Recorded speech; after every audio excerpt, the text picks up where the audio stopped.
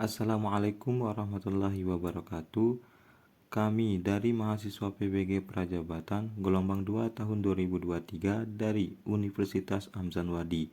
Di sini kami membuat video ujian akhir semester Filosofi Pendidikan Indonesia topik 2 mengenai dasar-dasar pendidikan Ki Hajar Dewantara, di mana dosen pengampu dari mata kuliah ini yaitu Dr. Dona Boydi Maritasari MPD. Oke, baik. Namun terlebih dahulu di sini kami akan memperkenalkan diri. Kami dari anggota kelompok 4, di mana anggotanya yang pertama yaitu Indrayanto, saya sendiri, yang kedua Husnul Khotimah, yang ketiga Baik Nurlaila Hardiana, yang terakhir yaitu Nur Fauziah. Oke, baik. Langsung saja untuk materi yang pertama yaitu saya sendiri yaitu Indrayanto akan membahas tentang esensi pendidikan berdasarkan dasar-dasar pemikiran filosofi pendidikan Ki Hajar Dewantara. Baik, di sini saya akan menjelaskan dasar-dasar pendidikan Ki Hajar Dewantara. Yang pertama yaitu esensi pendidikan berdasarkan dasar-dasar pemikiran filosofis pendidikan Ki Hajar Dewantara. Memiliki pemikiran filosofis yang kuat tentang esensi pendidikan. Berikut adalah beberapa poin penting tentang esensi pendidikan berdasarkan pemikiran Ki Hajar Dewantara. Yang pertama yaitu pendidikan sebagai proses memanusiakan manusia, di mana Ki Hajar Dewantara memandang pendidikan sebagai proses memanusiakan manusia. Artinya, pendidikan itu bertujuan untuk membantu manusia mencapai kodratnya sebagai makhluk yang berbudi pekerti luhur, bermartabat, dan memiliki kemerdekaan lahir dan batin. Yang kedua yaitu pendidikan berpusat pada anak, di mana Ki Hajar Dewantara menekankan bahwa pendidikan harus berpusat pada anak. Artinya, pendidikan itu harus memerhatikan kebutuhan, minat, dan bakat setiap anak. Pendidikan tidak boleh memaksakan kehendak orang dewasa kepada anak.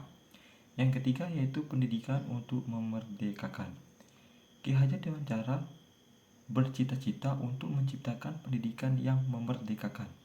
Artinya, pendidikan itu harus membebaskan anak dari penjajahan dan kebodohan. Pendidikan harus membantu anak yang menjadi manusia yang merdeka, mandiri, dan mampu berpikir kritis.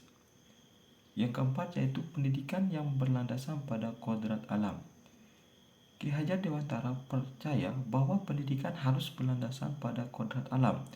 Artinya, pendidikan harus sesuai dengan fitrah manusia dan tidak boleh bertentangan dengan hukum alam. Yang kelima yaitu pendidikan yang berbudaya. Ki Hajar Dewantara menekankan pentingnya pendidikan yang berbudaya.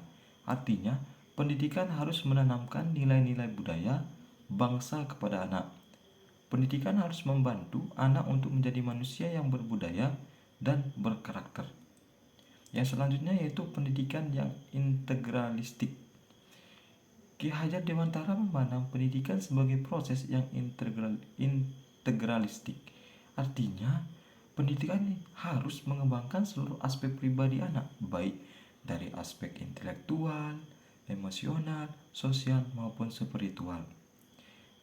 Yang selanjutnya yaitu pendidikan yang memerdekakan dan mencerdaskan kehidupan bangsa, di mana Ki Hajar Dewantara merumuskan tujuan pendidikan nasional sebagai memerdekakan dan mencerdaskan kehidupan bangsa. Artinya, pendidikan itu harus membantu anak untuk menjadi manusia yang merdeka, cerdas, dan mampu berkontribusi bagi kemajuan bangsa. Oke, yang selanjutnya saya akan menjelaskan dasar-dasar pemikiran filosofis pendidikan Ki Hajar Dewantara, di mana pemikiran Ki Hajar Dewantara tentang pendidikan dilandaskan pada beberapa dasar filosofis, yaitu yang pertama yaitu filosofis humanisme. Ki Hajar Dewantara percaya bahwa manusia adalah makhluk yang bermartabat dan memiliki potensi untuk berkembang. Pendidikan harus membantu manusia untuk mencapai potensi terbaiknya. Yang kedua yaitu filosofis pragmatisme. Ki Hajar Dewantara menekankan pentingnya pendidikan yang memiliki manfaat praktis bagi kehidupan. Pendidikan harus membantu anak untuk menjadi yang mampu hidup, mandiri, dan berkontribusi bagi masyarakat. Yang ketiga yaitu filosofi nasionalisme. Ki Hajar Dewantara memiliki semangat nasionalisme yang tinggi. Ia ingin menciptakan pendidikan yang dapat membantu bangsa Indonesia untuk maju dan berkembang. Yang terakhir di sini saya akan menjelaskan relevansi pemikiran Ki Hajar Dewantara dengan pendidikan masa kini atau abad ke-21. Pemikiran Ki Hajar Dewantara tentang pendidikan masih relevan dengan pendidikan masa kini. Hal ini karena pemikiran Ki Hajar Dewantara bersifat universal dan tidak lekang oleh waktu. Berikut adalah beberapa contoh relevansi pemikiran Ki Hajar Dewantara dengan pendidikan masa kini.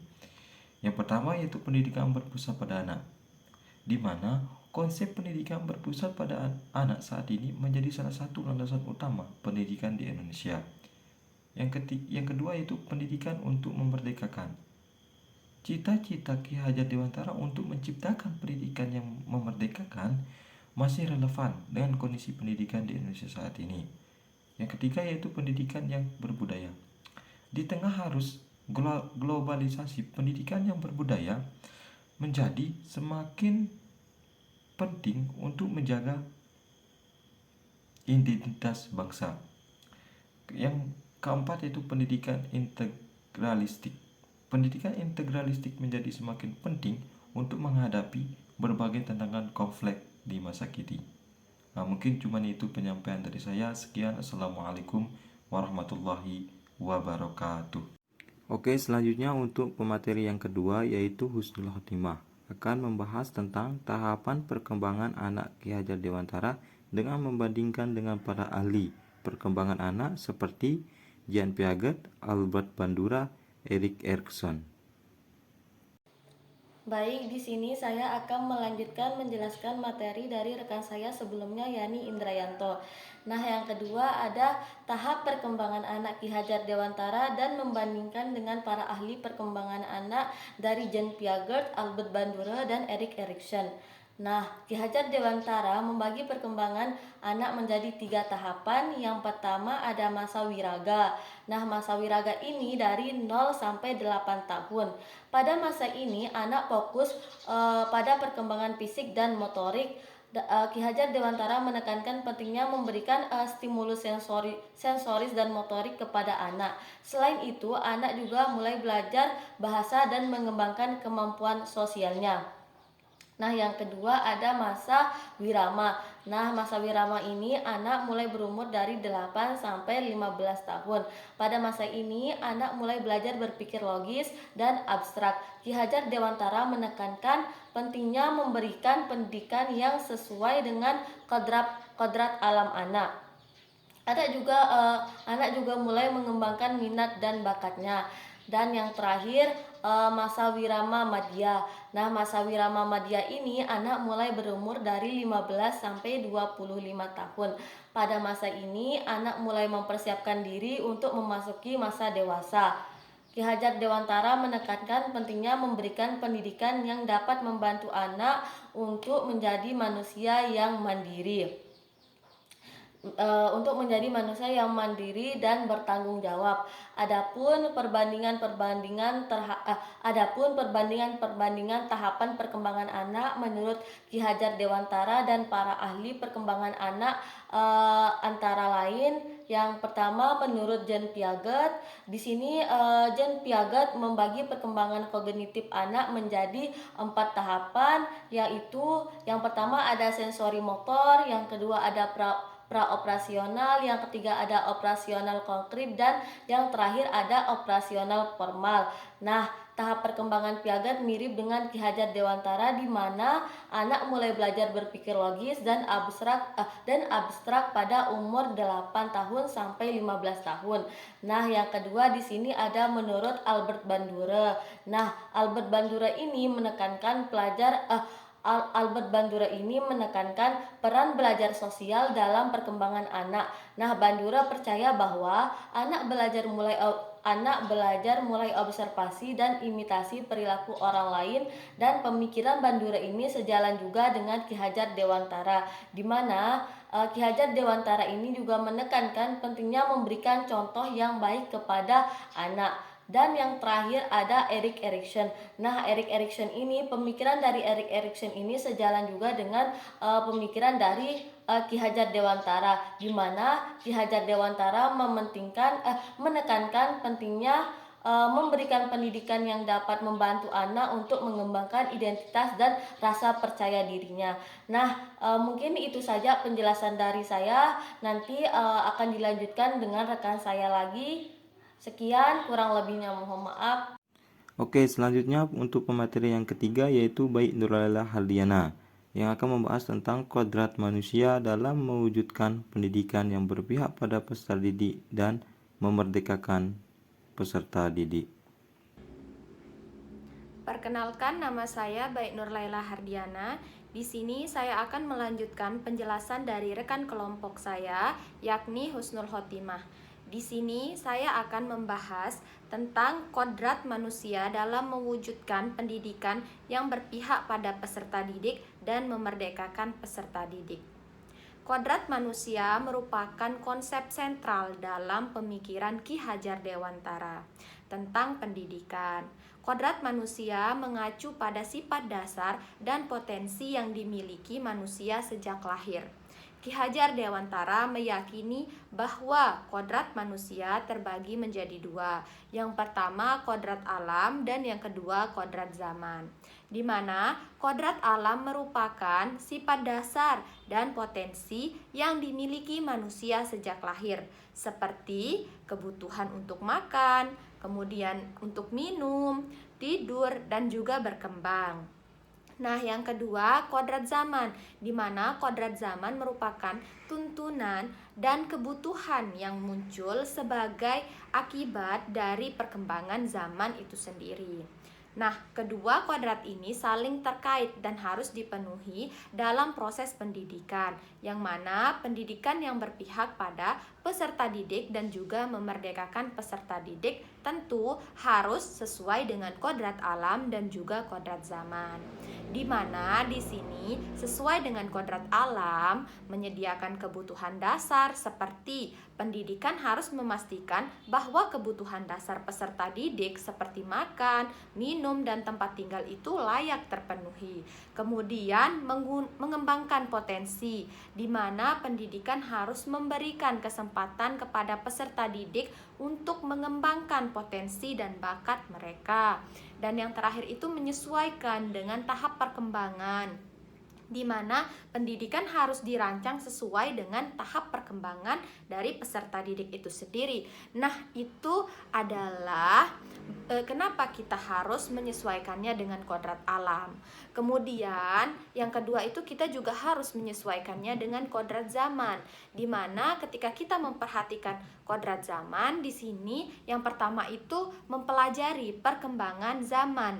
Nah, pendidikan tentu harus mengikuti perkembangan zaman dan mempersiapkan peserta didik untuk masa depan. Kemudian mengembangkan keterampilan yang dibutuhkan, di mana pendidikan harus membekali peserta didik dengan keterampilan yang dibutuhkan di zaman sekarang ini, seperti keterampilan berpikir kritis, komunikasi, dan juga kolaborasi.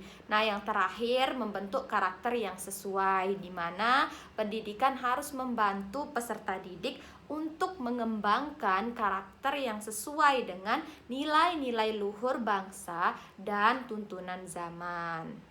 Sekian penjelasan dari saya, akan dilanjutkan oleh rekan saya. Terima kasih.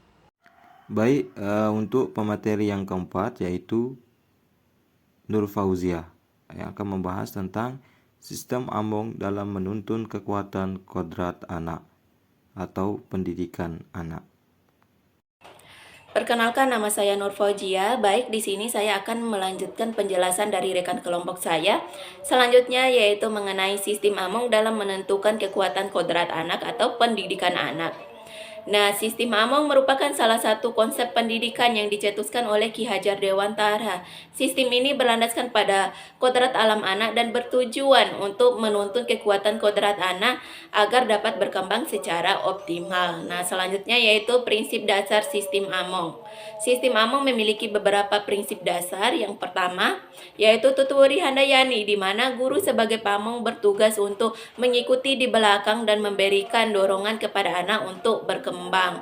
Nah, selanjutnya Ing Madea Mangun Karsa, di mana guru sebagai pamong bertugas untuk berada di tengah-tengah anak dan memberikan semangat untuk belajar. Nah, selanjutnya Ing Ngarsa Sungtulada, di mana di sini guru sebagai pamong bertugas untuk menjadi contoh yang baik bagi anak. Nah, selanjutnya penerapan sistem Among dalam pendidikan anak.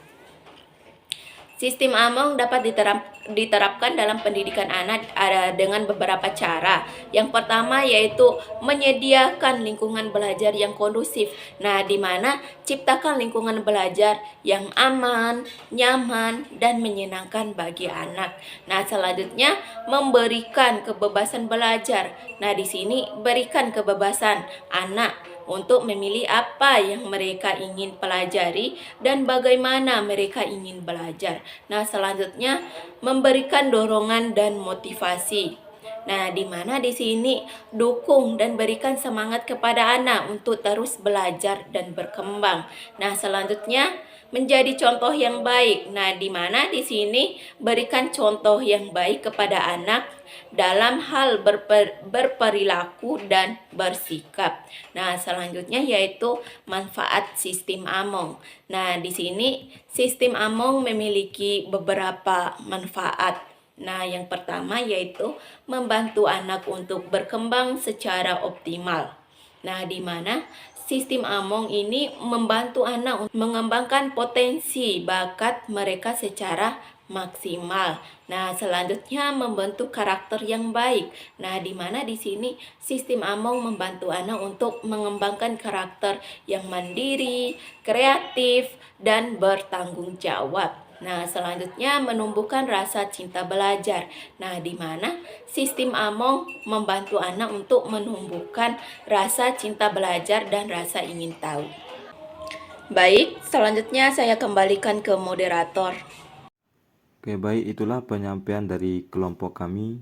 Semoga bermanfaat bagi penonton dan pendengar. Kami ucapkan banyak-banyak terima kasih. Sekian, Assalamualaikum warahmatullahi wabarakatuh.